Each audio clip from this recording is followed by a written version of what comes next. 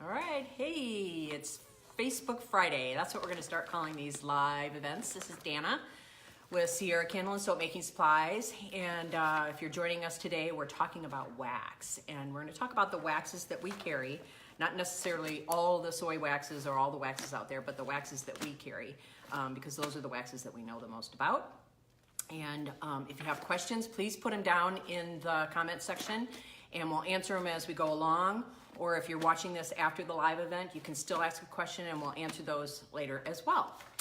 So let's get started with Nature Wax. This is a wax, the Nature Wax that we carry is a 100% soy wax, meaning there are no other waxes in there. So when you see 100% soy, that means it's not a blend of other waxes. It's a 100% soy. That doesn't mean that there isn't other additives in there, because they have to put those into their processes, things like Vibar or a Vibar-like substance, things like that to help with the hot throat. So we carried the C3 wax. This is a 5-pound bag right here. I got some notes just so I don't forget anything. It comes in flake form like this. Some of the other waxes that we're going to show you later come in a pastel or bead form. The melt point on this wax is 125 to 130 degrees. And this is used primarily for container candles. You generally won't use it for melts, definitely not for pillars. It's too soft of a wax. Now, some people will use it for melts for their own personal use. That's totally fine, but if you're selling it's really too soft of a wax to be able to use in melts, you could add some beeswax to it, however, and maybe make it a little bit more hard for wax melts. And generally there's good adhesion to the jars, and one of the things that we're going to talk about as far as adhesion or wet spots is that it may be fine. You may pour at a great temperature, it's nice and warm in your studio or wherever you're making your candles, and it adheres to the jars great, but as soon as it hits cold, it's going to contract, because that's what soy wax does, and it's going to pull away from the jars and you're going to get those wet spots. There's nothing wrong with them. It doesn't affect the candle burn, and most of the time it's just us candle makers that see those wet spots, and nobody else really cares, and they're going to buy the candle. So this wax has exceptional hot throw. It has really excellent hot throw. You don't need to use a whole lot of scent with this. Generally, you're going to use about 7%, but depending on the fragrance, you can go as low as 5% or as high as 10%. I wouldn't go any higher than 10%. You're gonna have some oil leakage with that, and that's a bad thing. So generally, we say 1 ounce of fragrance per pound of wax on this particular wax. Some issues with this wax, maybe I shouldn't say issues, maybe some challenges that you would have is that they have some potential to bloom or frost when you're using color, for instance. Again, that doesn't affect your candle, how it burns at all. It's just an aesthetic thing. I know it drives some candle makers crazy, so we suggest that if that does drive you crazy, that you either use a frosted or amber jar, or don't use color in it. The other thing about this wax is that the tops may be uneven as they're congealing, and you might need to either do a second pour or do some heat gunning to those. And we have found, however, that if you pour at a higher temperature, and our instructions that we have here have you pouring between 160 and 165, that can help a little bit with the uneven tops on that. And we are in the store, so there are some people that are going to be coming in here, and so we're going to take a quick break. Just a second, I need to go let Scott know that someone's in the store.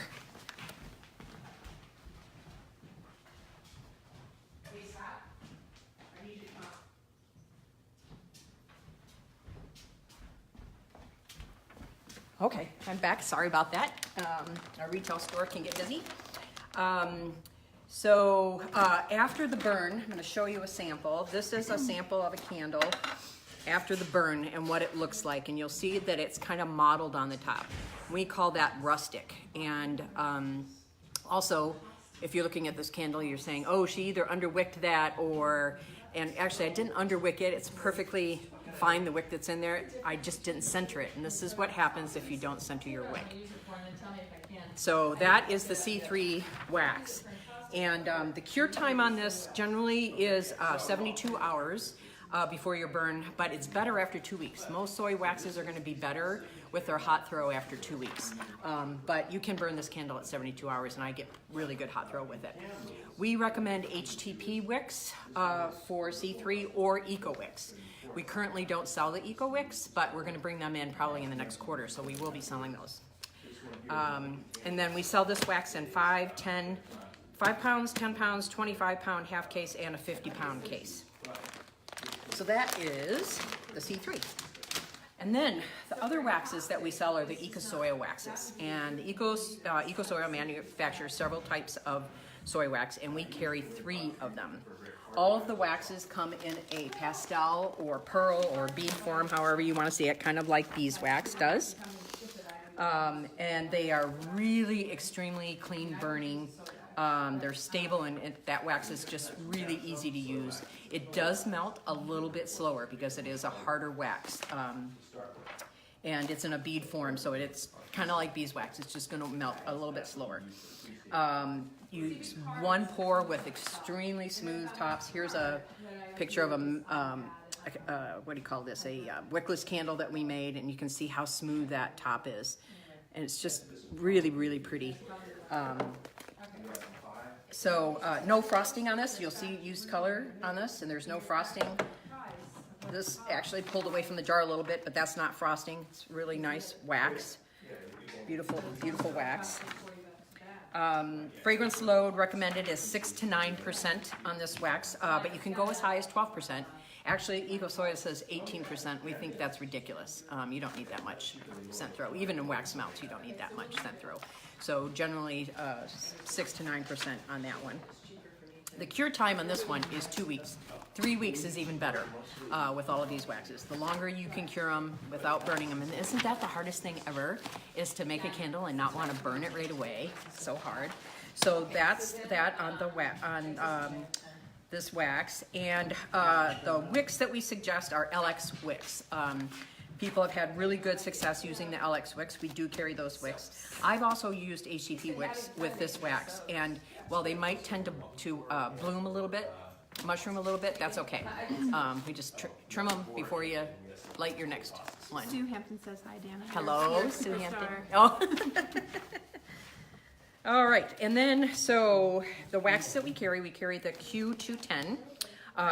This again is 100% soy wax, meaning that there are no other waxes in with this. There, of course, are some additives in their manufacturing process. The melt point on this one is 115 degrees. Desiree asks, which wax would you recommend for wax melts? So we're going to get to that. That would be the Pillar Blend or the Q220, and we'll talk about that. We're going to talk about each one of the waxes individually. So Cecilia says, I hide my candles from myself to not burn right away. see, you have to do that. I'll bet you wherever you hide them, they smell really good, though, in that room, right? So the 210 generally is a container wax. When we tested this wax, we did make melts with it. It's a little bit too soft. They won't come out of the clamshell or whatever you're putting them in very cleanly. So I would say you could use it if you're doing it for personal use, but if you're going to sell melts, I would not use this wax, the Q210. The only other issue that we have seen with the 210, we've had a few customers say that it doesn't work real well with citrusy fragrances. It tends to smell a little bit more chemical-like with the citrus fragrances, or not just generally get a good hot throw. So we don't know exactly why. Mostly like the lemon fragrances is the issue with the Q210. And we sell this wax in the 5 pound, the 10 pound, and then the 45 pound case. Right, so that's the 210. And then the next one that we sell, which is our most popular one that we sell, is the Q220. And the Q220 has a slightly higher melt point of 117 degrees, and that's because it is a slightly harder wax. So it can be used for containers, and it can be used as for mounts tarts. Now, some people think it's a little bit too soft. We seem to think they're just fine. The hot throw is good. They come out of the clamshells pretty evenly. They break nice out of those 6 cavity clamshells. So it's a nice all-around wax. If you're making container candles and melts, that's a great thing, because then you're not having to purchase 2 different kinds of wax for your melts. And we have not experienced any issues with fragrances on this wax compared to the 210. Every fragrance we've tried with 220, we've had great cold and hot throw on it. So that's good. It does have a slight vinegar smell to it. And if you've read on some of the blogs or other places, people complaining about that vinegar smell, it does have, I mean, fresh out of the box, it does have that. It totally dissipates though when you melt your wax down and add your fragrance. It goes away. Or if you're not even using fragrance, that smell will go away. You won't have any issues with that. The fragrance load on this one, again, is 6 to 9%, and depending on the fragrance, you can go a little bit higher. And with EcoSoya 210, this requires a little bit longer cure time, so 2 weeks. I've been able to get good hot throw after about 4 days, 3 or 4 days, but it's even better if you can wait that period of time. Your customers will be happier. And again, all of these waxes we sell in 5, 10, and then the 45 pound case. And you can order those on our website, of course, CierraCandles.com.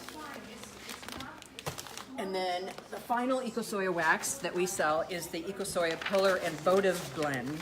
Now, EcoSoya reformulated their waxes about 1.5 years ago. And when they first came back out, they did not have this wax. And what they have that we bought at the time was the Q230, which is a much harder wax. But they brought this back by popular demand. So while we still have some Q230, I'm not going to talk about it today because we are discontinuing it because our customers started buying this instead of the Q230. So this is specifically for pillars and votives. Some people will use it for container candles. In our experience, it's just a really hard wax, and it takes a long time to burn to be able to get that good hot throw from it. So we don't prefer this for the pillar, or for the container candles, excuse me.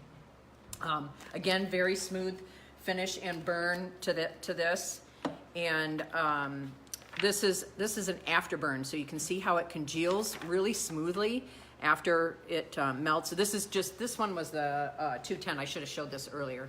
So look how smooth that is after it congeals. Just beautiful tops compared to the C3. Again, nothing wrong with it. It's just C3 is a little bit more rustic when it burns. And then of course, again, we sell those in the 5, the 10, and the 45 pound case.